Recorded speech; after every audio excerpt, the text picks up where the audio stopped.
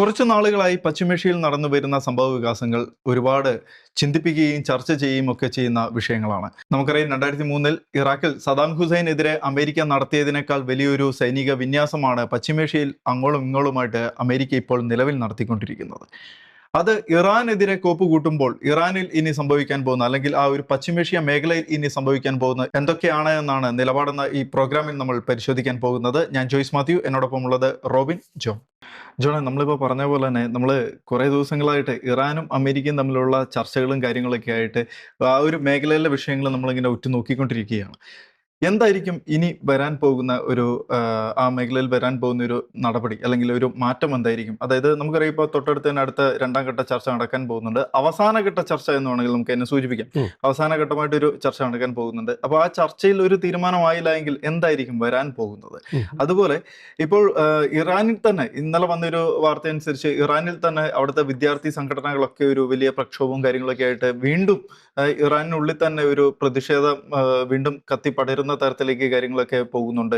അതേപോലെ തന്നെ അമേരിക്കയുടെ സഖ്യരാജ്യങ്ങളൊക്കെ ആയിട്ടുള്ള സൈനിക ബേസുകളിൽ നിന്നൊക്കെ അമേരിക്ക പെട്ടെന്ന് തന്നെ സൈനികരെ സുരക്ഷിത സ്ഥാനങ്ങളിലേക്ക് മാറ്റുന്നതായിട്ടുള്ളൊരു വാർത്തകളൊക്കെ വന്നിട്ടുണ്ട്.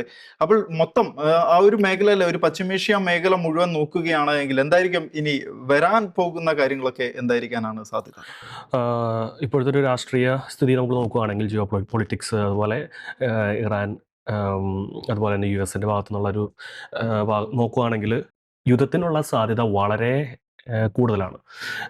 പക്ഷേ നമ്മൾ ഏകദേശം ഒരു ഡിസംബർ 28 തൊട്ട് പറയുന്നതാണല്ലേ, ഇന്ന് അല്ലെങ്കിൽ നാളെ, മറ്റന്ന്, കഴിഞ്ഞ ശനിയാഴ്ച, അങ്ങനെയൊക്കെയുള്ള രീതിയിലേക്ക് യുദ്ധം വരും എന്ന് പറഞ്ഞുകൊണ്ടിരിക്കുകയായിരുന്നു. അതുപോലെ തന്നെ പല ന്യൂക്ലിയർ എൻറിച്ച്മെൻറ്റിൻ്റെ അത് കുറയ്ക്കാൻ വേണ്ടിയിട്ടുള്ള പല കൂടിക്കാഴ്ചകൾ നടത്തിയെന്ന് പറയുന്നുണ്ട്. മാത്രമല്ല, ഏകദേശം ഒരു 10 to 15 ഡേയ്സിനുള്ള അൾട്ടിമേറ്റും ട്രംപ് ഭരണകൂടം ഇറാനെതിരെ കൊടുത്തിരുന്നു. പക്ഷെ അതൊന്നും ഫലവത്താവുന്നില്ല. മാത്രമല്ല, കഴിഞ്ഞ മുമ്പത്തെ ആഴ്ചയാണ് ഇറാന് ഒരു നിലപാട് വ്യക്തമാക്കി, ഞങ്ങൾ എൻറിച്ച്മെൻറ്റ് തുടരും, സാധ്യമെങ്കിൽ ഞങ്ങൾ യുദ്ധം നടത്തും എന്നൊക്കെയുള്ളൊരു ഭീഷണി ഇറാൻ്റെ ഭാഗത്തുനിന്നുണ്ടായിരുന്നു. അതേസമയം ഇറാൻ ചില സമയത്ത് ഒരു ഭീരുവിനെ പോലെ പതുങ്ങി ഒളിക്കുന്ന ഒരു ഭാഗം നമ്മൾ കാണുന്നുണ്ട്. കാരണം ഒരു ഉദാഹരണം പറയുകയാണെങ്കിൽ, കഴിഞ്ഞ പ്രാവശ്യത്തെ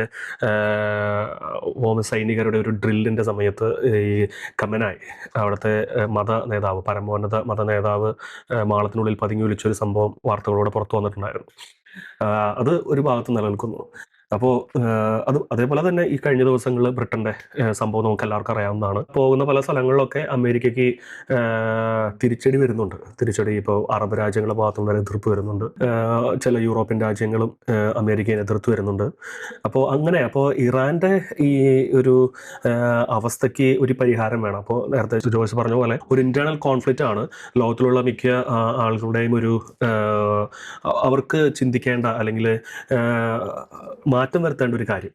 എന്നാൽ അതേസമയം പ്രശ്നം എന്ന് വെച്ച് കഴിഞ്ഞാൽ, ഇന്റേണൽ കോൺഫ്ലിക്റ്റ് മാത്രമല്ല, യുറേനിയം എൻറിച്ച്മെൻറ്റ്, അതായത് ന്യൂക്ലിയർ വെപ്പൺസ് മുതലായ അങ്ങനെയുള്ള വാർഹെഡ് മുതലായ സാധനങ്ങളൊക്കെ ഇറാൻ്റെ പക്കലുണ്ട്, അല്ലെങ്കിൽ അത് ഇറാൻ കൂടുതൽ സമ്പുഷ്ടീകരിക്കാൻ സാധ്യതയുണ്ട് എന്നുള്ള കാര്യങ്ങൾക്കൊക്കെ അതിനൊരു കുറവ് വരുത്താൻ, അല്ലെങ്കിൽ അതിനൊരു ശമനം വരുത്താൻ, അല്ലെങ്കിൽ പരമാവധി ഇല്ലാതാക്കാൻ വേണ്ടിയിട്ടാണ് അമേരിക്ക, ഇസ്രായേൽ, അങ്ങനെയുള്ള പല ലോകരാജ്യങ്ങളും മുന്നോട്ടിറങ്ങിയിരിക്കുന്നത്. അപ്പോൾ നമ്മൾ മനസ്സിലാക്കേണ്ട കാര്യം, ഇറാൻ ഈ കാര്യത്തിൽ, സമ്പുഷ്ടീകരിക്കുന്ന കാര്യത്തിൽ നിലപാട് ഇറാൻ 2 ആഴ്ചയ്ക്ക് മുമ്പ് വ്യക്തമാക്കിയിരുന്നു, ഞങ്ങൾ തുടരുമെന്ന് വ്യക്തമാക്കിയിട്ടുണ്ടായിരുന്നു. അപ്പോൾ ഇപ്പോൾ ട്രംപ് പറഞ്ഞിരിക്കുകയാണ്, അങ്ങനെ തുടർന്നാൽ ഈ ഡിപ്ലോമസി കൊണ്ടൊന്നും ഫലമില്ല, ചർച്ചകൾക്കൊന്നും കാരണമില്ലെങ്കിൽ ഉറപ്പായിട്ടും സ്ട്രൈക്ക് എവിടെ വേണമെങ്കിലും വരാം.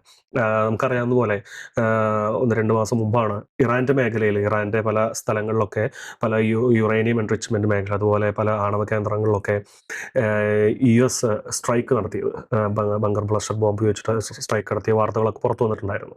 അപ്പോൾ ശരിക്കും പറഞ്ഞാൽ US അങ്ങനെ ചെയ്താൽ മതി. എന്തിനാണ് ഇങ്ങനെ ഈ ഒരു ഡീല് ആൾക്കാരെ, ഈ കാണികളെ വിഷമിപ്പിച്ച് പോകണമെന്ന് പറഞ്ഞ പോലെ, എന്തിനാണ് ഇങ്ങനെ ഡീല് നീട്ടിക്കൊണ്ട് പോകുന്നത്? അപ്പോൾ ലോകം ചർച്ചയിലേക്ക് വരുന്നത്, അല്ലെങ്കിൽ ലോക മാധ്യമങ്ങൾ തന്നെ, മിക്ക മാധ്യമങ്ങളും ഇപ്പോൾ തന്നെ ലൈവ്, അതായത് അത്രത്തോളം സ്ട്രെയിനിങ് ഇയർ എന്ന് പറയും, അത്രത്തോളം സ്ട്രെയിൻ ചെയ്തിരിക്കുന്ന ഒരു കാര്യമാണ് ഇറാൻ US ട്രംപ്. എന്തെങ്കിലും ഒരുപക്ഷെ മാധ്യമങ്ങൾ ആഗ്രഹിക്കുന്നത് എന്തെങ്കിലും നടക്കണേന്നായിരിക്കാം, എന്നാലൊക്കെ അവർക്ക് ഒരു വാർത്ത കിട്ടുള്ളൂ. അപ്പോൾ ഒരുപക്ഷെ ഓഹരി വിപണി തന്നെ അത് അതിൻ്റെ ഒരു കാര്യത്തിലാണ് ഒരു പക്ഷേ മുന്നോട്ട് നീങ്ങുക. പെട്രോൾ പ്രൈസ് അങ്ങനെയുള്ള പല കാര്യങ്ങളൊക്കെ അതിൻ്റെ കാര്യത്തിലാണ്. അപ്പോൾ ഈ യുദ്ധം നടക്കണം എന്ന് ആഗ്രഹിക്കുന്ന ധാരാളം ആൾക്കാർ നമ്മുടെ കേരളത്തിൽ തന്നെ ഇഷ്ടം പോലെയുണ്ട്. അതുപോലെ യുദ്ധം നടക്കരുതെന്ന് ആഗ്രഹിക്കുന്ന കുറേ ആൾക്കാരുണ്ട്. വേറെ ആൾക്കാരുണ്ട് യുദ്ധം നടക്കണം എന്ന് ആഗ്രഹിക്കുന്നുണ്ട്, പക്ഷേ പുറത്ത് യുദ്ധം നടക്കരുതെന്ന് പറയുന്ന ആൾക്കാരുണ്ട്. അപ്പോൾ അങ്ങനെ പല വിഭാഗക്കാരുണ്ട്. അപ്പോൾ അതിനൊക്കെ അന്ത്യം വരുത്തിയിട്ട് എപ്പോഴാണ് ഇറാനും യു എസും തമ്മിലുള്ളൊരു ഉടമ്പടി സാധ്യമാവുക, അല്ലെങ്കിൽ എപ്പോഴാണ് യുദ്ധം സാധ്യമാവുക എന്നതാണ് പ്രധാന ഒരു ചർച്ചാ വിഷയമായിരിക്കുന്നത്. നമുക്ക് പെട്ടെന്ന് ഒരു കാര്യം പ്രവചിക്കാൻ പറ്റാത്തൊരവസ്ഥയാണ് യു എസ് എന്നുള്ള കാര്യം നമുക്ക് അറിയാലോ. കാരണം താരിഫിന്റെ കാര്യം ഒന്ന് എടുത്തു നോക്കിയാൽ മതി. പലപ്പോഴും താരിഫ് കൂട്ടുന്നു, കുറയ്ക്കുന്നു, താരിഫ് കൂട്ടുന്നു. ഈ ഇടയ്ക്കാണ് വീണ്ടും നമ്മൾ അവിടുത്തെ സുപ്രീം കോടതി താരിഫ് കുറച്ചു എന്നുള്ളൊരു വാർത്ത വന്നു. അപ്പോൾ ട്രംപ് അതിന് മറുപടിയായിട്ട് വീണ്ടും കൂട്ടി എന്നുള്ളൊരു വേറെ വാർത്ത വന്നിട്ടുണ്ടായിരുന്നു. അപ്പോൾ ഒരു അൺപ്രഡിക്റ്റബിൾ ആയിട്ടുള്ള ഒരു സർട്ടൈൻ അല്ലാത്തൊരു സിറ്റുവേഷനിലൂടെയാണ് പോയിക്കൊണ്ടിരിക്കുന്നത്. പക്ഷേ ഒരു കാര്യം സർട്ടൈൻ ആണ്, ഈ ഒരു നിലപാട് ഇറാൻ തുടർന്നാൽ തീർച്ചയായിട്ടും അമേരിക്കയുടെ ഭാഗത്തുനിന്ന് അടി ഉറപ്പായിട്ടുണ്ടാവും. അതിന് എല്ലാവിധ സാധ്യതയും കാണുന്നുണ്ട്. അപ്പോൾ അടി ഉറപ്പായിട്ടുണ്ടാകും എന്ന് പറഞ്ഞു കഴിഞ്ഞാൽ അതെങ്ങനെയായിരിക്കും നമുക്ക് അറിഞ്ഞുകൂടാ. ചിലപ്പോൾ ഈ ആണവ നിലയത്തിന് വേണ്ടിയിട്ടായിരിക്കും, അതിനെതിരെ ആയിരിക്കാം, അല്ലെങ്കിൽ അവിടുത്തെ ഭരണകൂടത്തിനെതിരായിട്ടായിരിക്കാം. കാരണം മുമ്പ് ട്രംപ് പറഞ്ഞൊരു സ്റ്റേറ്റ്മെന്റ് എല്ലാവർക്കും സുപരിചിതമായ സ്റ്റേറ്റ്മെന്റ് ആണ്. നിങ്ങൾ അവിടുത്തെ പ്രതിഷേധക്കാരോട് പറയുകയാണ്, ഈ ഭരണകൂടത്തിനെതിരെയുള്ള പ്രതിഷേധക്കാരോട് പറയുകയാണ്, നിങ്ങൾ അവിടുത്തെ കാര്യങ്ങളൊക്കെ ആരാണ് നിങ്ങൾ മർദ്ദിക്കുന്നത്, അല്ലെങ്കിൽ ആരൊക്കെയാണ് നിങ്ങൾക്കെതിരെ ശബ്ദമുയർത്തുന്നത്, അല്ലെങ്കിൽ അടിച്ചമർത്താൻ ശ്രമിക്കുക, അവരുടെ പേരുകളൊക്കെ എഴുതി വയ്ക്കും, ഞങ്ങൾ അതിനുള്ള പരിഹാരമൊക്കെ കണ്ടിട്ടുണ്ട്. ചിലപ്പോൾ അത് തമാശയ്ക്ക് പറഞ്ഞതാണോ അതോ വെറുതെ ലോകരാജ്യങ്ങളെ സൂചിപ്പിക്കാൻ, അദ്ദേഹം നോബൽ പ്രൈസിന് വേണ്ടി ഓടി നോക്കുന്ന മനുഷ്യനാണെന്ന് നമുക്ക് കേട്ടാലോ പലതിനും. അപ്പം അങ്ങനെ വേണ്ടി പറഞ്ഞാണോ എന്ന് അറിഞ്ഞുകൂടാ. ചിലപ്പോൾ യഥാർത്ഥത്തിൽ പറഞ്ഞായിരിക്കും. എന്ത് തന്നെയായാലും ആ ജനങ്ങൾക്ക് ഏകദേശം ഒരു 50-60% വരുന്ന സ്വാതന്ത്ര്യം ആഗ്രഹിക്കുന്ന കോളേജ് വിദ്യാർത്ഥികൾ ഉൾപ്പെടെ ഞാൻ പറയുകയാണ്, ആഗ്രഹിക്കുന്ന ആ ജനങ്ങൾക്ക് സ്വാതന്ത്ര്യം വേണമെന്ന് ആഗ്രഹിക്കുന്ന ഒരുപാട് ലോകത്തിൽ ധാരാളം മനുഷ്യരുണ്ട്. അവർക്ക് വേണ്ടിയിട്ടും അതുപോലെ തന്നെ അവിടെയുള്ള ഇറാനിലെ ജനതയ്ക്ക് വേണ്ടിയിട്ടും ഒരു പക്ഷേ ട്രംപ് ഭരണകൂടം ഇറാന് എതിരെ ഒരു വിധി പ്രസ്താവിക്കാൻ സാധ്യത വളരെ കൂടുതലാണ്. അതിന് ഉത്തമ ദൃഷ്ടാന്തമാണ് നമുക്കല്ലെങ്കിൽ ഇറാഖിലെ ഉണ്ടായ സംഭവം. വർഷങ്ങൾക്ക് മുമ്പ് ഇറാഖിൽ സദാം ഹുസൈൻ്റെ കാര്യങ്ങളൊക്കെ നമുക്ക് അറിയാവുന്നതാണല്ലോ. അപ്പോൾ ഇങ്ങനെയാണ് ഈ യുദ്ധത്തിൻ്റെ അവസ്ഥ. ഇനി വേറൊരു കാര്യം, അതിനെ വേറെ വാർത്തയും കൂടി എൻ്റെ കൂടെ കൂട്ടിച്ചേർക്കുകയാണ്. നമുക്കറിയാം കഴിഞ്ഞ 2-3 ദിവസം ഉള്ളിക്കുള്ളിലാണ് യു എസിൻ്റെ കപ്പൽ പിൻവാങ്ങുന്നു, യുദ്ധത്തിന് മുന്നോടിയായിട്ട് ഒരുങ്ങുന്നു എന്നുള്ള വാർത്തകളൊക്കെ ഉണ്ട്. പിന്നെ ഹോർമസ് കടലിടുക്കിൽ ഡ്രില്ല് നടത്തിയത് റഷ്യയും അതുപോലെ തന്നെ ഇറാൻ ഉൾപ്പെടെ ഡ്രില്ല് നടത്തിയൊരു വാർത്ത, സ്ട്രൈറ്റ് ഓഫ് ഹോർമോസിൽ നടത്തിയൊരു വാർത്ത വന്നിട്ടുണ്ടായിരുന്നു. അപ്പോൾ ഇതൊക്കെ ഓൾറെഡി ഇറാൻ ഒരു ഇൻഡിപെൻഡൻ്റ് ആയിട്ട് നിൽക്കാൻ പറ്റുന്ന ഒരു രാജ്യമല്ല ഇറാൻ. അത് എണ്ണ സമ്പത്തുകൊണ്ടാണ് ഇറാൻ നിൽക്കുന്നത്. അപ്പോൾ ഇൻഡിപെൻഡൻ്റ് ആയിട്ട് ഇറാൻ നിൽക്കാൻ സാധ്യതയില്ല. ഇനി അടുത്ത് ശ്രദ്ധിക്കേണ്ടത്, ഇറാൻ അപ്പോൾ ബാക്കപ്പ് ചെയ്യുന്ന, മുൻപ് നമ്മൾ പല നിലപാടുകളും പറഞ്ഞിട്ട് നമുക്ക് അറിയാവുന്നതാണ്, പബ്ലിക്കായിട്ട് അറിയാവുന്ന കാര്യമാണ്. ഈ ഇറാന് ബാക്കപ്പ് ചെയ്യുന്ന കുറച്ച് രാജ്യങ്ങളുണ്ട്. റഷ്യ വലിയ വൻകിട രാജ്യം തന്നെ റഷ്യയാണ്, പിന്നെ അതുപോലെ തന്നെ ചൈനയാണ്. അപ്പോൾ ഇതിൽ ഒരു യുദ്ധം ഇപ്പോൾ നടക്കാത്തൊരു രാജ്യം ചൈനയാണ്. എന്തായാലും തൈവാൻ ഉൾപ്പെടെ പല പ്രദേശങ്ങളും അവർ പിടിച്ചടക്കാൻ നോക്കുന്നുണ്ട് എന്നാണ് കേൾവി. അതേസമയം റഷ്യ എന്ന് പറഞ്ഞാൽ അങ്ങനെയല്ല. റഷ്യക്ക് ഓൾറെഡി യുക്രൈനായിട്ട് അവിടെ യുദ്ധം നടത്തുന്നുണ്ട്. ഇപ്പോൾ ഈ ഇടയ്ക്കാണ് മോസ്കോയ്ക്കെതിരെ വന്ന ഡ്രോണുകളൊക്കെ വെടിവെച്ചിട്ടു എന്ന് പറഞ്ഞ വാർത്തകൾ ലേറ്റസ്റ്റ് ആയിട്ട് വന്നത്. അപ്പോൾ ഇവരുടെ സഹായം ഇറാൻ ഉള്ളതുകൊണ്ടാണ് ഒരു പക്ഷേ ഇറാൻ ഇങ്ങനെ വളരെ വീമ്പിളക്കുന്ന രീതിയിൽ സംസാരിക്കുന്ന ഇതൊക്കെ നമുക്ക് കാണാൻ സാധിക്കും. ഒരു പക്ഷേ ഈ ഖമനായി എന്നുള്ള വ്യക്തി ചരിത്രത്തിലൊരു സദാം ഹുസൈൻ ആയേക്കുമോ എന്നൊക്കെ നമുക്ക് ചിന്തിക്കേണ്ടിയിരിക്കുന്നു. ഒരു പക്ഷേ അമേരിക്കയാണ് സദാം ഹുസൈനെതിരെ വിധി പ്രസ്താവിച്ചത്. അതുപോലെ തന്നെ ഈ ഖമേനിക്കെതിരെ വിധി പ്രസ്താവിക്കാൻ പോസിബിലിറ്റി ഉണ്ടാകാം എന്നാണ് എനിക്ക് തോന്നുന്നത്. അത് ഇറാനിൽ നല്ലൊരു ഭരണകൂടം വരട്ടെ എന്നാണ് നമുക്ക് ആശംസിക്കാൻ പറ്റുന്നത്. തീർച്ചയായിട്ടും അവരുടെ ജനങ്ങൾക്ക് നീതി ലഭിക്കണം എന്നതാണ്. അവിടുത്തെ ഇറാനിലെ അവിടുത്തെ ഈ കറൻസിയുടെ മൂല്യം ഏകദേശം ഇത്ര വർഷത്തെ ഇത് കാരണം കൊണ്ട് 40% ഇൻഫ്ലേഷൻ വന്നത്. അപ്പോൾ ലക്ഷക്കണക്കിന് ഈ ഇറാനിയൻ കറൻസി ഉണ്ടായാൽ തന്നെയും മുമ്പ് നമ്മൾ പറഞ്ഞതുപോലെ ഒരു ചായ കുടിക്കാനുള്ള ഒരു വായ്ക്ക് കിട്ടില്ല എന്നുള്ള ഒരവസ്ഥയാണ് ഇപ്പോൾ പോയിക്കൊണ്ടിരിക്കുന്നത്. അതന്നെയാണ് പ്രക്ഷോഭത്തിന് കാരണം. മാത്രമല്ല ജോലി ലഭ്യത കുറവാണ്, അങ്ങനെ കുറേ കാര്യങ്ങളൊക്കെ. അപ്പോൾ തീർച്ചയായിട്ടും ഇറാനിലെ ജനങ്ങൾക്ക് നീതി ലഭിക്കട്ടെ എന്ന് നമുക്ക് പ്രാർത്ഥിക്കാം. രണ്ടാമത്തെ കാര്യം എന്ന് വെച്ചാൽ ഇറാനിലെ ആണവ സമ്പുഷ്ടീകരണം, അത് തീർച്ചയായിട്ടും ലോകരാജ്യങ്ങൾക്ക് മുമ്പിൽ ഒരു കരണമാണ്. ഭാഗം ഇസ്രായേൽ ഉൾപ്പെടെയുള്ള രാജ്യങ്ങൾ അതിനെ നോക്കുന്ന ഒരു പശ്ചാത്തലമുണ്ട്.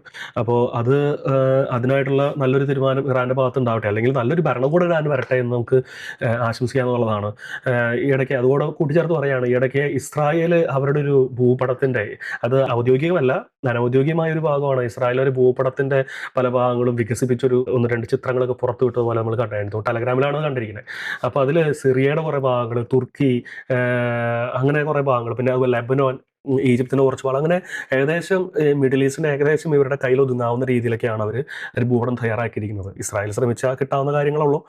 അപ്പോൾ അങ്ങനെ ഒരു ഭാഗം കൂടി അവിടെ നിൽക്കുന്നുണ്ട്, അധിനിവേശത്തിന് അല്ലെങ്കിൽ പിടിച്ചടക്കൽ ഒരു ഭാഗം കൂടി അവിടെ നിൽക്കുന്നുണ്ട് എന്ന് നമുക്ക് അപ്പോൾ ഇറാനായിട്ടുള്ളൊരു യുദ്ധം ഉണ്ടായാൽ തന്നെ ഇങ്ങനൊരു ഭാഗം ഇസ്രായേൽ ഭാഗത്തു നിന്ന് വരാൻ സാധ്യതയുണ്ട് നമുക്ക് ചിന്തിക്കാം. അതിപ്പോ ജോണ് പറഞ്ഞതുപോലെ നമുക്ക് ഒന്നും പ്രഡിക്റ്റബിൾ അല്ല. ഇപ്പം ഇറാന്റെ അമേരിക്കയുടെയും കാര്യം എടുക്കുകയാണെങ്കിൽ പശ്ചിമേഷ്യയിലെ മൊത്തം ഒരു അവയിൽ പരുവത്തിൽ കാര്യങ്ങൾ കിടക്കുകയാണെന്ന് നമുക്ക് വേണമെങ്കിൽ പറയാം. ഒന്നും പ്രഡിക്റ്റബിൾ അല്ല.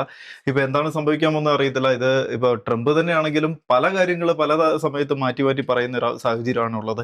വേണമെങ്കിൽ അമേരിക്കയ്ക്ക് കയറി അടിക്കാം എന്നുള്ള ഒരു സാഹചര്യം തന്നെയാണ് ഉള്ളത്. പക്ഷെ അത് ചെയ്യാത്ത ചിലപ്പം അമേരിക്കയുടെ സഖ്യരാജ്യങ്ങളെ ഒന്ന് പ്രൊട്ടക്ട് ചെയ്യാനുള്ള ഒരു സാവകാശം അല്ലെങ്കിൽ കൂടുതൽ നാശനഷ്ടങ്ങൾ ഒഴിവാക്കാനുള്ള ഒരു സാവകാശവും കൂടി ആയിരിക്കാം അമേരിക്കയുടെ ഭാഗത്തു നിന്നും അവർ ചിലപ്പോൾ ചിന്തിക്കുന്നത്. അപ്പൊ ജോണ് പറഞ്ഞതിന്റെ കൂട്ടത്തിൽ നമുക്ക് ഒന്ന് രണ്ട് ന്യൂസുകൾ കൂടി ഒന്ന് ഈ തൊട്ടടുത്ത ദിവസങ്ങളിൽ വന്ന ഒന്ന് രണ്ട് ന്യൂസുകൾ കൂടി നമുക്കൊന്ന് മെൻഷൻ ചെയ്യാമെന്ന് എനിക്ക് തോന്നുന്നു. അതായത് ഒന്ന് ഏറ്റവും പ്രധാനപ്പെട്ടത്, ഖമനൈ പറഞ്ഞിട്ടുണ്ടായിരുന്നു ട്രംപിനെ വധിക്കാനുള്ള ശ്രമങ്ങൾ നടക്കും എന്നുള്ളൊരു സൂചന തന്നിട്ടുണ്ടായിരുന്നു. അതേപോലെ ഇന്നലെ ട്രംപിന്റെ വസതിയിൽ വെച്ചിട്ട് ആയുധധാരിയെ അവിടുത്തെ സുരക്ഷാ സേന വെടിവെച്ച് കൊല്ലുന്ന ഒരു സാഹചര്യം ഉണ്ടായിട്ടുണ്ട്. ഏറ്റവും പ്രധാനപ്പെട്ട ഒരു കാര്യം തന്നെയായിട്ട് നമുക്ക് അതിനെ സൂചിപ്പിക്കാം. കാരണം ഇതിനു മുന്നേ 3 തവണ ട്രംപ്, ഇത് 3ാമത്തെ തവണയാണെന്ന് തോന്നുന്നു, ട്രംപ് ഇതുപോലെ വധശ്രമത്തിൽ നിന്നും അതിവിദഗ്ധമായിട്ട് അല്ലെങ്കിൽ ദൈവത്തിന്റെ കരുണ കൊണ്ട് രക്ഷപ്പെട്ട ഒരു വ്യക്തിയാണ് ശരിക്കും ട്രംപ് നമുക്ക് വേണമെങ്കിൽ പറയാം. അതുപോലെ ഇനിയൊരു അറ്റംപ്റ്റും കൂടെ ഉണ്ടായിട്ടുണ്ടെങ്കിൽ, അല്ലെങ്കിൽ ഇപ്പൊ ഈ നടന്ന സംഭവം തന്നെ ഇറാനുമായിട്ടുള്ള ഒരു കണക്ഷൻ ഉണ്ടാക്കുമോ എന്നുള്ള അന്വേഷണം കാര്യങ്ങളൊക്കെ നടന്നുകൊണ്ടിരിക്കുകയാണ് അണിയറയിൽ. നമുക്ക് അറിയാവുന്നേ ഉള്ളൂ. ഇപ്പൊ ഈ ഇത്രയും വലിയ വിവാദമായിട്ടുള്ള കാര്യങ്ങളൊക്കെ നടക്കുമ്പോൾ തീർച്ചയായിട്ടും അതുപോലെ ഉള്ള ഒരു ലിങ്ക് ഉണ്ടാവാനുള്ള ഒരു സാധ്യതയും നമുക്ക് ഒഴിവാക്കാൻ സാധിക്കത്തില്ല. മറ്റൊരു വിഷയം എന്ന് വെച്ചിട്ടുണ്ടെങ്കിൽ, ഇപ്പം ഒരു ഭൂപടത്തിന്റെ കാര്യം ജോണ് മെൻഷൻ ചെയ്തല്ലോ, ഇസ്രായേൽ ഒരു ഭൂപടത്തിന്റെ കാര്യം പറഞ്ഞത്. അതുപോലെ ഇസ്രായേൽ പറഞ്ഞ മറ്റൊരു സംഭവം കൂടി ഉണ്ട്. അതായത് ഇറാൻ സപ്പോർട്ട് ചെയ്യുന്ന, ഇറാൻ ഫണ്ട് ചെയ്യുന്ന തീവ്രവാദ ഗ്രൂപ്പുകൾ, ഹിസ്ബുള്ള, ഹൂതികൾ പോലുള്ള തീവ്രവാദ ഗ്രൂപ്പുകളോട് ഒരു യുദ്ധമുണ്ടായാൽ അതിന്റെ ബാക്കിൽ, ഇപ്പൊ ഒരു യുദ്ധം ഉണ്ടാവുന്നതിന്റെ മറവിൽ ഇസ്രായേലിനെതിരെ യുദ്ധം ചെയ്യാൻ വേണ്ടിയിട്ട് ഇറങ്ങി തിരിച്ചിട്ടുണ്ടെങ്കിൽ ഹമാസിന്റെ ഗതി ആകുമെന്നൊരു സൂചന കൂടി, ഒരു പ്രസ്താവന കൂടി ഇസ്രായേൽ പ്രധാനമന്ത്രി ബെഞ്ചമിൻ നെതന്യാഹു പറഞ്ഞിട്ടുണ്ട്. അതായത് ഹമാസിന്റെ അവസ്ഥ നമുക്കിപ്പോൾ അറിയാം. ഒക്ടോബർ 7 അവർ കയറി അടിച്ചപ്പോൾ അവർ വലിയ വീരവാദം ഇളക്കി, നമ്മൾ ഇസ്രായേലിനെ കീഴ്പ്പെടുത്താൻ പോവുകയാണെന്നുള്ള വീരവാദമൊക്കെ ഇളക്കി തുടങ്ങിയതാണ്. പക്ഷെ ഇപ്പൊ ഹമാസിന്റെ അവസ്ഥ എവിടെയാണ്, ഗാസയുടെ അവസ്ഥ എവിടെയാണ് എന്ന് നമുക്കറിയാം. അന്നത് നടന്നില്ലായിരുന്നു. അങ്ങനെ ഒരു സംഭവം ഉണ്ടായില്ലായിരുന്നെങ്കിൽ ഇന്നും ഗാസ നല്ല സുന്ദരമായിട്ട് തന്നെ ചിലപ്പോൾ അവിടെ നിലനിന്നേനെ, പറയാൻ പറ്റത്തില്ല. അപ്പോൾ ഇതുപോലുള്ള തീവ്രവാദ സംഘടനകൾ ഇസ്രായേലിനെതിരെ എന്തിനെങ്കിലും മുതിർന്നിട്ടുണ്ട് എങ്കിൽ തരിപ്പണമാക്കുമെന്നുള്ള കാര്യം വ്യക്തമായിട്ട് തന്നെ ഇസ്രായേൽ പറഞ്ഞിട്ടുണ്ട്. അതുപോലെ ഇറാനെതിരായിട്ടുള്ള അറ്റാക്കിന് ഈ അറേബ്യൻ രാജ്യങ്ങളുടെ എയർ സ്പേസും അതുപോലെ അവിടുത്തെ സൈനിക താവളങ്ങളൊന്നും അമേരിക്കയ്ക്ക് നൽകില്ല എന്ന് ഈ രാജ്യങ്ങളെല്ലാം കൂടെ പറയുന്ന ഒരു സാഹചര്യവും ഒരു വാർത്തയും വന്നിട്ടുണ്ടായിരുന്നു.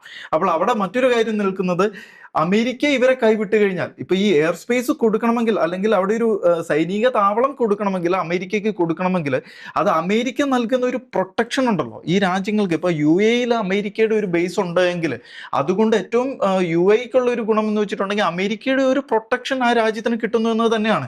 അത് തന്നെയാണ് ഈ അറേബ്യൻ രാജ്യങ്ങളിലെല്ലാം ഈ അമേരിക്കയുടെ സൈനിക താവളങ്ങൾ ഉള്ളത് കൊണ്ട് ഈ അറേബ്യൻ രാജ്യങ്ങൾ ഉദ്ദേശിക്കുന്നതാണ്. പക്ഷെ അമേരിക്കയുടെ ഭാഗം നോക്കുകയാണെങ്കിൽ ശത്രു രാജ്യത്തിനെതിരെ അറ്റാക്ക് ചെയ്യാൻ അല്ലെങ്കിൽ അവർക്ക് ഒന്ന് കാലുറപ്പിച്ച് നിൽക്കാൻ പറ്റുന്ന ഒരു സ്പേസ് എന്നുള്ള രീതിയിലാണ് ഈ അതുപോലുള്ള സേനാ താവളങ്ങളൊക്കെ കാണുന്നത്.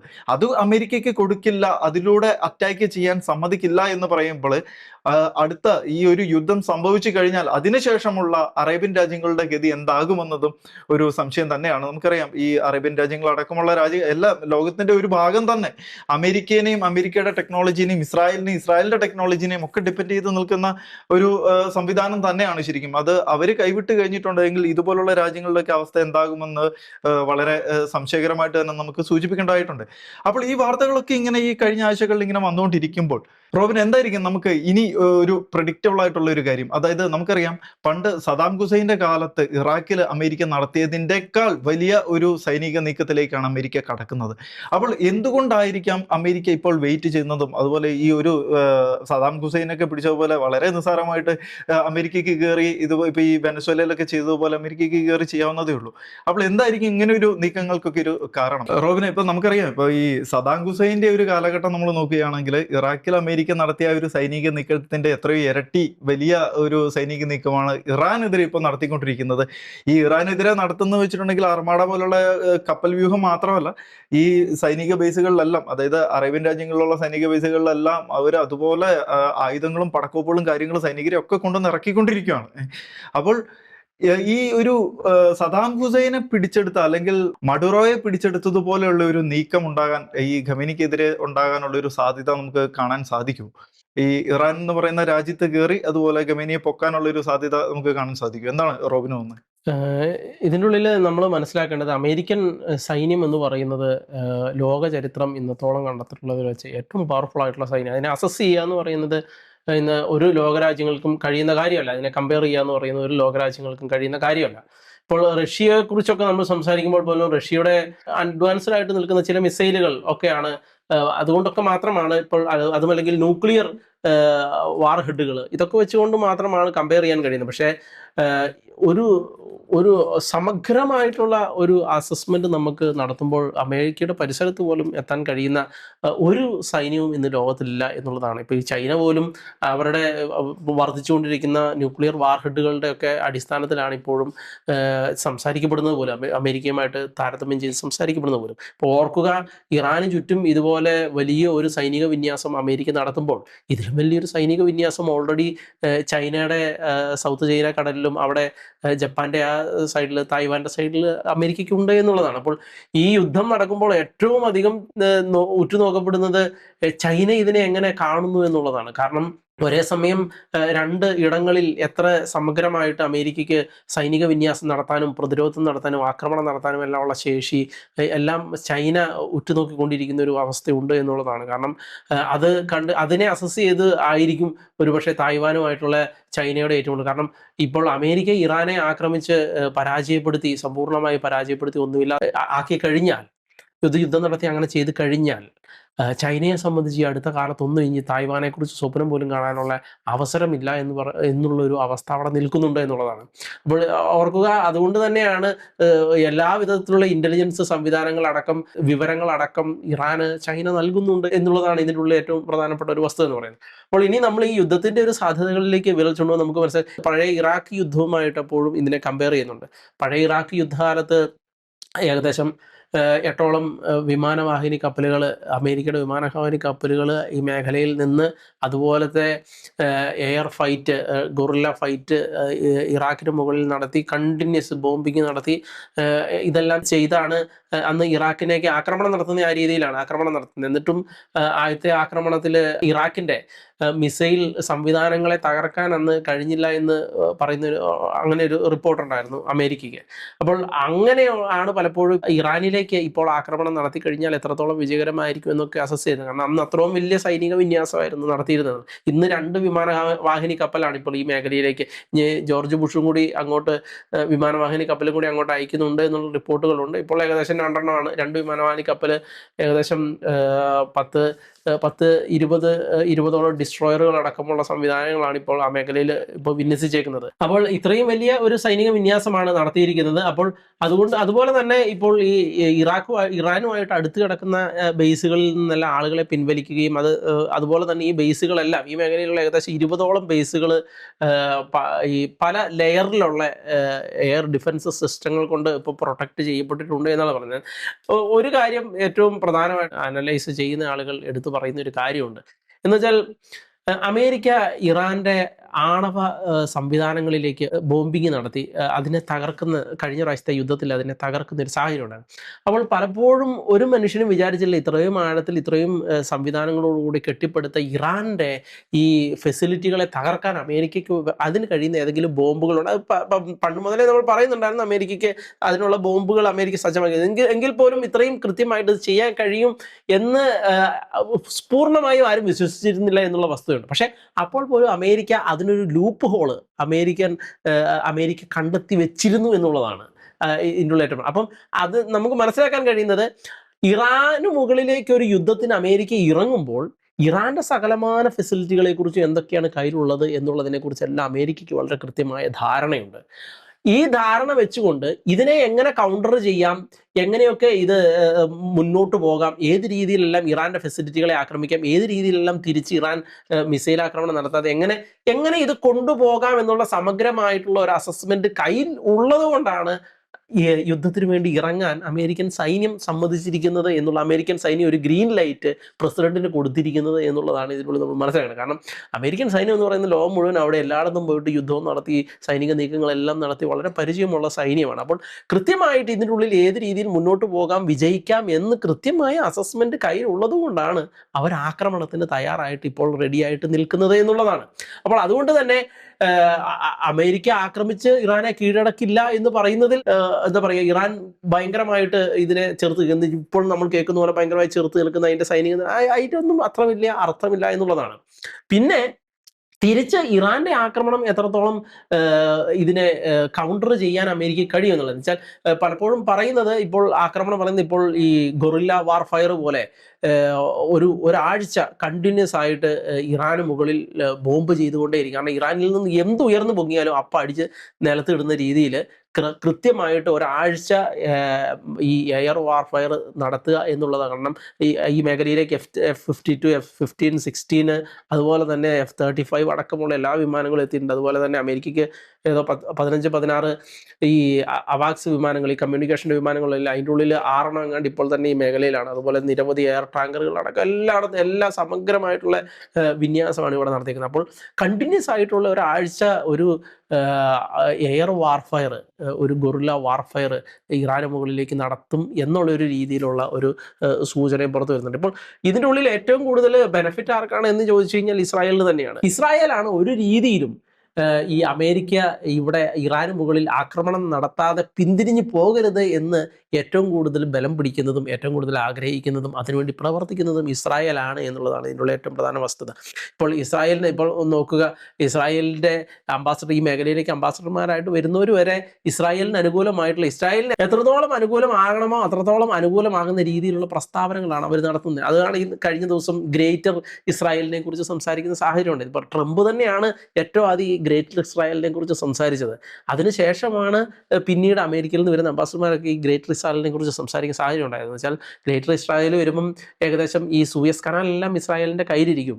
അത് ഈജിപ്തിൻ്റെ ഭാഗവും ഓർഗ നൈലിൻ്റെ ആ ഡെൽറ്റ ഭാഗങ്ങളടക്കം, നൈൽ നദിൻ്റെ ഡെൽറ്റ ഭാഗങ്ങളടക്കം ഇസ്രായേൽ, അതൊക്കെ എത്രയോ ബലഭൂഷണമായിട്ടുള്ള പ്രദേശം, അതെല്ലാം ഇസ്രായേലിലേക്ക് വരുന്ന രീതിയിൽ സൗദിയുടെ 1/3 ഇസ്രായേലിൻ്റെ കയ്യിൽ, ജോർദാൻ കംപ്ലീറ്റ്, ഇറാഖിൻ്റെ കുറേ ഭാഗങ്ങൾ, സിറിയ ഏകദേശം മുഴുവൻ എന്ന് പറയുന്ന പോലെ സിറിയയുടെ ഭാഗങ്ങൾ, ലെബനോനൊക്കെ മുഴുവൻ, അതുപോലെ തന്നെ അവിടുന്ന് അങ്ങനെ പോയിച്ചിട്ട് തുർക്കിയുടെ ഒരു ഭാഗവും കൂടെ കൂട്ടിയാണ്. എന്ന് വെച്ചാൽ ഈ പണ്ട് മുതലേ ഈ റോമാക്കാരുടെ സാഹചര്യം, റോമാക്കാർ ഭരിക്കുന്ന കാലഘട്ടം, അതിനു മുന്നേ റോമാക്കാർക്ക് മുന്നേ ഉള്ള ആളുകൾ ഭരിക്കുന്ന കാലഘട്ടത്തിലെല്ലാം ഈ മെഡിറ്ററേനിയൻ കടലിൻ്റെ തീരപ്രദേശം ഏറ്റവും സെൻസിറ്റീവ് ആയിട്ടുള്ള പ്രദേശമായിരുന്നു. അതിനുവേണ്ടിയായിരുന്നു അടി മുഴുവൻ നടന്നിരുന്നത്, ബിസിനസ് കൈയടക്കുന്നതിന് വേണ്ടി.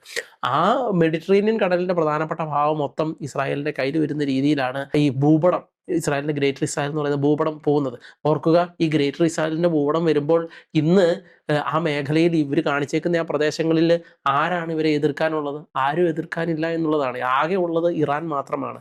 ഇറാനും കൂടെ വീണ് കഴിഞ്ഞാൽ പിന്നെ ഈ പ്രദേശത്ത് ഇസ്രായേലിനെ എതിർക്കാൻ ഒന്നുമില്ല എന്നുള്ളതാണ്. അപ്പോൾ അങ്ങനെ ഒരു അവസ്ഥയിലേക്ക് തന്നെയാണ് തീർച്ചയായിട്ടും ഈ യുദ്ധം ഇസ്രായേൽ ആഗ്രഹിക്കുന്ന ഒരു യുദ്ധമാണ്. ഈ യുദ്ധത്തിന് വേണ്ടിയിട്ട് ഇസ്രായേലാണ് നിലകൊള്ളുന്നത്. അപ്പോൾ അതുകൊണ്ട് തന്നെ ഈ യുദ്ധം നടക്കാനുള്ള സാധ്യതകൾ വളരെ കൂടുതലാണ്. ഈ കഴിഞ്ഞ വെള്ളിയാഴ്ച ശനിയാഴ്ചയായിട്ട് നടക്കും എന്ന് പറഞ്ഞു. കാരണം ഈ മാർക്കറ്റ് ക്ലോസ് ചെയ്ത് കഴിഞ്ഞതിന് ശേഷം ആക്രമണം നടക്കും എന്ന് പറയുന്നുണ്ടായിരുന്നു.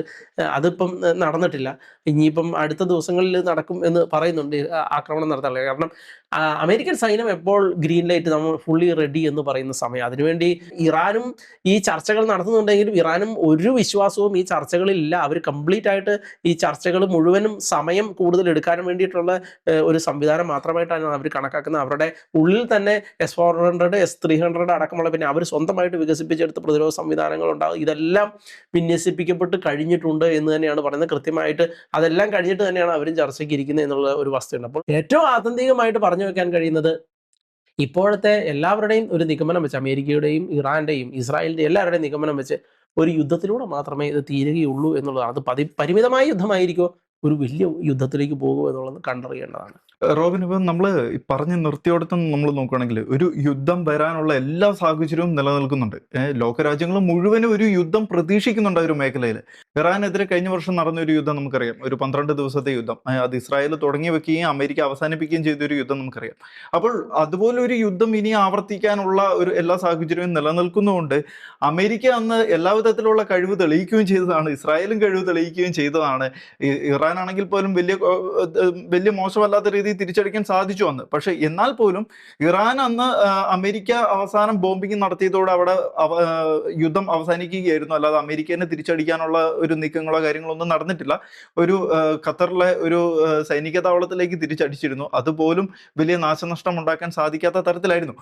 അതായത് അമേരിക്ക അങ്ങോട്ട് അടിച്ചതും ഇറാൻ തിരിച്ചടിച്ചതും വെച്ച് നോക്കുമ്പോൾ ഒരിക്കലും കമ്പയർ ചെയ്യാൻ പറ്റാത്ത നാശനഷ്ടങ്ങളായിരുന്നു രണ്ടു കൂട്ടർക്കും ഉണ്ടായിട്ടുള്ളത് എന്ന് നമുക്ക് മനസ്സിലാക്കാം. അതിന്റെ കൂടുതൽ ചിത്രങ്ങളും കാര്യങ്ങളൊക്കെ നമുക്ക് പുറത്തു വന്നതാണ്. ഇവരുടെ ആണവ നിലയങ്ങൾ തകർന്ന് തരിപ്പണമായതൊക്കെ നമ്മൾ ഒരുപാട് വാർത്തകളും ചിത്രങ്ങളും ഒക്കെ പുറത്തു വന്നതാണ്. എന്നിട്ടും ഇറാൻ പറയുന്ന ഒരു കാര്യമുണ്ട്. അതായത് ഈ ആണവ സമ്പുഷ്ടീകരണം തുടരും എന്ന് പറയുന്നുണ്ട്. ഇപ്പൊ ഈ കഴിഞ്ഞ ചർച്ചകളിലൊക്കെ ഇറാൻ ഈ ആണവ സമ്പുഷ്ടീകരണം തുടരും, അതിൽ നിന്ന് പിന്നോട്ട് പോകാൻ യാതൊരു വിധത്തിലും തയ്യാറാകുന്നില്ല എന്നുള്ള ഒരു സൂചന നൽകുന്നുണ്ട്. എന്തുകൊണ്ടായിരിക്കാം ഇത്രയും വലിയൊരു ഭീഷണി നിന്നിട്ടും അമേരിക്കയുടെ ഇസ്രായേലിന്റെ ഭാഗത്തുനിന്നും മറ്റു രാജ്യങ്ങളുടെ ഭാഗത്തുനിന്നും ഇറാനെ തരിപ്പണമാക്കുമെന്ന് ഇത്രയും വലിയ ഭീഷണി നിൽക്കുന്നു? ഇറാനെ സപ്പോർട്ട് ചെയ്യാൻ മറ്റു രാജ്യങ്ങൾ ഉണ്ടെങ്കിലും, ചൈനയും റഷ്യയും ഒക്കെ അടക്കമുള്ള രാജ്യങ്ങൾ ഉണ്ടെങ്കിൽ പോലും ഒരു പരിധിക്കപ്പുറം അവര് എത്രത്തോളം സപ്പോർട്ട് ചെയ്യുന്നുള്ള കാര്യം ഒരു സംശയത്തിൽ നിലനിൽക്കുന്നു. എന്നിട്ടും എന്തുകൊണ്ടായിരിക്കും ഇതുപോലൊരു പിടിവാശിയിലേക്ക് ഈ ആണവ സമ്പുഷ്ടീകരണത്തിൽ നിന്നും പിന്നോട്ട് പോകാൻ സാധിക്കാത്തത് എന്തുകൊണ്ടായിരിക്കാം? ഇതിൻ്റെ ഉള്ളിൽ നമ്മൾ ചിന്തിക്കേണ്ടത്, നമ്മൾ നേരത്തെ സൂചിപ്പിച്ച പോലെ തന്നെ ഈ റഷ്യയുടെ ഏറ്റവും പ്രധാനപ്പെട്ട ആയുധം അവരുടെ ന്യൂക്ലിയർ വാർഹെഡുകൾ, അതുപോലെ തന്നെ അവരുടെ ഏറ്റവും അഡ്വാൻസ്ഡ് ആയിട്ടുള്ള മിസൈലുകൾ എല്ലാം തന്നെയാണ് എപ്പോഴും യൂറോപ്പിനെയും അമേരിക്കയും ഒക്കെ റഷ്യയെ ഒരു പരിധിക്കപ്പുറത്തേക്ക് പ്രകോപിപ്പിക്കുന്നത്, മാറ്റി നിർത്തുന്നത്. അതേ കാര്യം തന്നെയാണ് ഇപ്പോൾ ഓർക്കുക. ഇസ്രായേൽ എന്തൊക്കെ കാര്യങ്ങളാണ് ഇപ്പോൾ കരാറിൻ്റെ അടിസ്ഥാനത്തിൽ ഇറാനോട് ആവശ്യപ്പെടുന്നത്. ഒന്ന്, ഇറാൻ്റെ ബാലിസ്റ്റിക് മിസൈലുകൾ, ആ പ്രോഗ്രാമുകളെല്ലാം അവസാനിപ്പിക്കണം. കാരണം ബാലിസ്റ്റിക് മിസൈലുകൾ കഴിഞ്ഞ പ്രാവശ്യം നമ്മൾ കണ്ടതാണ്. യുദ്ധത്തിൽ ഇസ്രായേലിലേക്ക് വളരെ ലളിതമായ രീതിയിൽ തന്നെയാണ് മിസൈലുകൾ അയച്ച് ഇസ്രായേലിന് നാശനഷ്ടങ്ങൾ ഇറാൻ ഉണ്ടാക്കുന്ന സാഹചര്യം ഉണ്ടായത്. അപ്പോൾ ഇറാൻ്റെ ബാലിസ്റ്റിക് മിസൈലുകളും അതുപോലെ തന്നെ ഇറാൻ്റെ ന്യൂക്ലിയർ പ്രോഗ്രാമും എല്ലാം ഇസ്രായേലിന് ത്രെട്ടാണ്. ഈ മേഖലയിൽ ഒരേ ഒരു ത്രെട്ട് അതാണ്. അപ്പോൾ അതുകൊണ്ട് തന്നെ ഇറാൻ്റെ ഏറ്റവും ബലവത്തായിട്ടുള്ള രണ്ട് കാര്യങ്ങൾ എന്ന് പറയുന്നത്, ഒന്ന് ഇവരുടെ ഈ ന്യൂക്ലിയർ പ്രോഗ്രാമും അതുപോലെ ബാലിസ്റ്റിക് മിസൈലുകളും തന്നെയാണ്. ഓർക്കുക, ഈ ഇസ്രായേലിനെതിരെ അല്ല ഈ മേഖലയിൽ ഇറാൻ ഇത്രയും കാലം പ്രിപ്പറേഷൻ നടത്തിയത് എന്നുള്ളതാണ്. ഈ മേഖലയിൽ ഇറാൻ പ്രിപ്പറേഷൻ നടത്തിയത് മുഴുവൻ അമേരിക്കയ്ക്കെതിരെയാണ്. അമേരിക്ക ഇന്നല്ലെങ്കിൽ നാളെ ഇറാനെ ആക്രമിക്കും എന്നുള്ളതിൻ്റെ അടിസ്ഥാനത്തിൽ തന്നെയാണ് ഇറാൻ അതിൻ്റെ സൈനികമായിട്ടുള്ള എല്ലാ സംവിധാനങ്ങളും ഉണ്ടാക്കിയേക്കുന്നത്, അതിൻ്റെ സൈനികമായിട്ടുള്ള എല്ലാ പ്രിപ്പറേഷൻസും നടത്തിയിരിക്കുന്നത് അതിൻ്റെ അടിസ്ഥാനത്തിലാണ് എന്നുള്ളതാണ്. നമ്മൾ കഴിഞ്ഞ പ്രാവശ്യം ഇവരുടെ 12 Day വാർ നടന്ന സമയത്ത് തന്നെ പറയും, ഇതൊരു ടെസ്റ്റ് ഡോസാണ്. അതൊരു ടെസ്റ്റ് ഡോസ് മതി. രണ്ടുപേരും അങ്ങോട്ടും ഇങ്ങോട്ടും അസസ് ചെയ്യുക മാത്രമാണ് ചെയ്തത്. അവരുടെ ആരുടെയും പ്രധാനപ്പെട്ട ആയുധങ്ങൾ എവിടെയും ഈ രണ്ട് രാജ്യം പ്രധാനപ്പെട്ട ആയുധങ്ങൾ അവർ ഉപയോഗിച്ചിട്ടില്ല. അവസാനം അമേരിക്ക മാത്രമാണ് ഇതിനുവേണ്ടി സ്പെഷ്യലാക്കി, ഇവരുടെ ആണവ കേന്ദ്രത്തിൽ ഇടാൻ വേണ്ടി സ്പെഷ്യലാക്കി ഉണ്ടാക്കി വെച്ച് ബോംബ് കൊണ്ട് ഇട്ടത് അമേരിക്ക മാത്രമാണ്. എന്ന് വെച്ചാൽ ഒരു സ്പെഷ്യൽ ആയുധം അമേരിക്കയാണ് ഉപയോഗിച്ചത്. ബാക്കി മുഴുവൻ ഇവരുടെ ടെസ്റ്റ് ഡോസുകളായിരുന്നു. അതിനുശേഷം ഇസ്രായേലിൻ്റെ പ്രതിരോധ സംവിധാനങ്ങളെല്ലാം ഇവർ ബലവത്താക്കുന്ന സാഹചര്യം ഉണ്ടായി. ഇറാൻ ആണെങ്കിലും അവരുടെ പ്രതിരോധ സംവിധാനം, അപ്പോൾ തന്നെ റഷ്യ പറഞ്ഞു, ഞങ്ങളുടെ ഫ്രണ്ടിനോട് ഞങ്ങൾ പറഞ്ഞതാണ്, തീർച്ചയായിട്ടും S-400 അടക്കമുള്ള പ്രതിരോധ സംവിധാനങ്ങൾ നിങ്ങൾ മേടിക്കണമെന്ന് ഞങ്ങൾ അന്നേ പറഞ്ഞതാണ് എന്ന് ഈ റഷ്യ തന്നെ പറയുന്ന സാഹചര്യമുണ്ട്. അപ്പോൾ ഈ പുതിയ സാഹചര്യം എന്ന് പറയുന്നത് ഓൾ ഔട്ട് വാറിലേക്ക് പോകുകയാണെങ്കിൽ വളരെ ഡിഫറൻ്റ് ആണ്, വളരെ വ്യത്യാസമുള്ളതാണ്. ആ 12 Day വാറും ഇതും വളരെ വ്യത്യാസമുള്ളതാണ്. കാരണം വെച്ച് കഴിഞ്ഞാൽ ഈ യുദ്ധത്തിൽ മിക്കവാറും വളരെ ശക്തമായ ആയുധങ്ങൾ തന്നെയായിരിക്കും പ്രയോഗിക്കപ്പെടുന്നത്. അത് ഇസ്രായേൽ ആണെങ്കിലും ഇറാൻ ആണെങ്കിലും അങ്ങനെയാണ് ചെയ്യുന്നത്. അതിനുള്ളിൽ ഈ ഒരു ന്യൂക്ലിയർ വാറിലേക്ക് ഇത് പോകുമോ എന്നുള്ളതാണ് പലപ്പോഴും പറയുന്നത്. ഇത് ന്യൂക്ലിയർ വാറിലേക്ക് വരെ പോകാനുള്ള സാധ്യത നിലനിൽക്കുന്നുണ്ട് എന്നുള്ളതാണ്. കാരണം അമേരിക്ക പലപ്പോഴും പറയുന്നത്, അമേരിക്കയുടെ വിമാനവാഹിനി കപ്പലിനെ ഇറാൻ ആക്രമിക്കുകയും തകർക്കുകയും ചെയ്യുന്ന എന്തെങ്കിലും ഒരു സംഭവം ഉണ്ടായി കഴിഞ്ഞിട്ടുണ്ടെങ്കിൽ അതൊരു പക്ഷേ ഒരു ന്യൂക്ലിയർ വാറിലേക്ക് പോകാനുള്ള സാഹചര്യമുണ്ട്. ഇറാനിൽ ഒരു ന്യൂക്ലിയർ ബോംബ് ഇറാനിൽ ന്യൂക്ലിയർ ബോംബ് പ്രയോഗിക്കാനുള്ള സാഹചര്യം ഉണ്ട് എന്നാണ് പലപ്പോഴും പറഞ്ഞു വയ്ക്കപ്പെടുന്നത്. കാരണം ഓർക്കുക, പലർക്കും ന്യൂക്ലിയർ വാർഹെഡുകൾ ഉണ്ട് എങ്കിലും ന്യൂക്ലിയർ വാർഹെഡ് അമേരിക്ക ഉപയോഗിച്ചിട്ടുള്ള രാജ്യമാണ്. അവരിനിയും ഉപയോഗിക്കും എന്നുള്ളതാണ്. അതിന് മുന്നറിയിപ്പോ സംവിധാനങ്ങളോ ഒന്നും ഉണ്ടാകുകയില്ല. അപ്പോൾ ഇറാൻ അമേരിക്ക യുദ്ധം ഉണ്ടായാൽ അതൊരു ന്യൂക്ലിയർ യുദ്ധത്തിലേക്ക് പോകാനുള്ള സാധ്യത നിലനിൽക്കുന്നുണ്ട്. ആ ഒരു ഘട്ടത്തിൽ ഇറാൻ്റെ ന്യൂക്ലിയർ ഫെസിലിറ്റികൾ 60% എൻറിച്ച്മെന്റ് നടത്തി എന്ന് പറയുന്നത് അത് ഒരു ഘട്ടവും കൂടെ മാത്രമേ അവശേഷിക്കുന്നുള്ളൂ. അത് ഒരു ന്യൂക്ലിയർ വാർഹെഡ് ഉണ്ടാക്കാനുള്ളതായിട്ട് അത് അതിൻ്റെ സംവിധാനം ഇറാൻ്റെ കയ്യിൽ ഉണ്ട് എന്ന് പറയുന്നു. ഈ നേരത്തെ 12 ഡേ വാറിന് മുന്നേ തന്നെ ചർച്ച ചെയ്യപ്പെട്ടിരുന്നു, ദിവസങ്ങൾക്കുള്ളിൽ അല്ലെങ്കിൽ ആഴ്ചകൾക്കുള്ളിൽ ഇറാന് ഒരു ന്യൂക്ലിയർ വാർഹെഡ് ഉണ്ടാക്കാനുള്ള സാഹചര്യം നിലനിൽക്കുന്നത്. അപ്പോൾ അന്ന് അമേരിക്ക ഇറാന്റെ ന്യൂക്ലിയർ ഫെസിലിറ്റി ആക്രമിച്ച് ഇല്ലാതാക്കിയെങ്കിൽ വീണ്ടും എന്തിനാണ് ഇറാനുമായിട്ടൊരു ന്യൂക്ലിയർ ചർച്ചയുടെ പ്രസക്തി എന്ന് പറയുന്ന ഒരു സംഗതി ഇറാൻ തന്നെ ചോദിച്ചിരുന്നു, എന്താണ് അങ്ങനെ ഒരു പ്രസക്തി എന്നുള്ളത്. പക്ഷേ അത് നശിപ്പിക്കപ്പെട്ടിട്ടില്ല എന്നുള്ളത് എല്ലാവർക്കും അറിയാം. അവരുടെ കയ്യിൽ ഇന്നും അതിനുള്ള സാഹചര്യങ്ങളും സംവിധാനങ്ങളും എല്ലാം ഇരിക്കുന്നുണ്ട് എന്നും അറിയാം. അത് ഒരു ദിവസം ഇറാൻ ബോംബ് ഉണ്ടാക്കാനുള്ള സാഹചര്യം നിലനിൽക്കുന്നു എന്നുള്ളതും എല്ലാവർക്കും അറിയാം. അപ്പോൾ അങ്ങനെ ഒരു സാഹചര്യം, അമേരിക്ക ന്യൂക്ലിയർ ബോംബ് പ്രയോഗിക്കാനുള്ള ഒരു സാഹചര്യം ഇതിനുള്ളിലുണ്ട്. അതുപോലെ തന്നെ ഇറാൻ അതിൻ്റെ ഉള്ളിലൊരു ക്യാപ്പബിലിറ്റിയിലേക്ക് വരികയും ഉപയോഗിക്കാനുള്ള സാഹചര്യം ഉണ്ടോ എന്നുള്ളത് മറ്റൊരു ചോദ്യം കൂടിയായിട്ട് ഇവിടെ നിലനിൽക്കുന്നു. അപ്പോൾ ന്യൂക്ലിയർ വാറും എല്ലാം ഇതിൻ്റെ കൂടെ ചർച്ച ചെയ്യപ്പെടേണ്ടതാണ് എന്നുള്ളതാണ്. തൊട്ടുമുന്നേ റോബിൻ പറഞ്ഞ് നിർത്തിയതുപോലെ ആണവയുദ്ധം അത് ഒരിക്കലും ലോകത്തിന് നല്ലതല്ല, അത് ഏത് രാജ്യം തുടങ്ങി വെച്ചാലും. എന്നാൽ ആണവ ആയുധം ഉണ്ടാക്കാതിരിക്കുക എന്നത്, അല്ലെങ്കിൽ ആണവ യുദ്ധത്തിലേക്ക് എത്താതിരിക്കുക എന്നത് ചർച്ചകളിലൂടെ പരിഹരിക്കപ്പെടാൻ ആവശ്യമായിട്ടുള്ള നീക്കങ്ങളും കാര്യങ്ങളുമൊക്കെ നടപടികളുമൊക്കെ ലോകരാജ്യങ്ങൾ എടുക്കട്ടെ എന്ന് നമുക്ക് പ്രത്യാശിക്കാം. യുദ്ധം ഒന്നിനും പരിഹാരമല്ല എന്ന് ഓർമ്മിപ്പിച്ചുകൊണ്ട് നിലപാടെന്ന ഈ പ്രോഗ്രാം ഇവിടെ അവസാനിക്കുകയാണ്. ഇനി മറ്റൊരു വിഷയവുമായി അടുത്ത ദിവസം.